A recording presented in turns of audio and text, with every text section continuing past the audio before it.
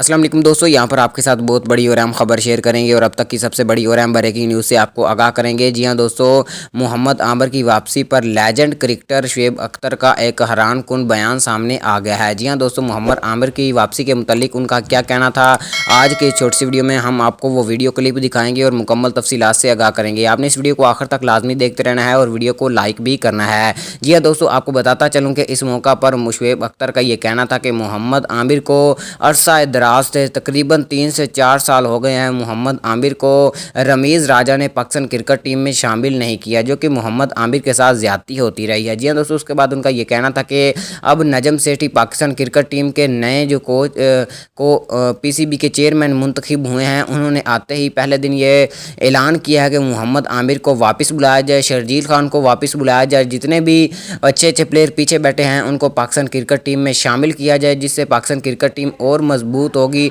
और तमाम सीरीज़ पाकिस्तान की टीम के नाम होंगी।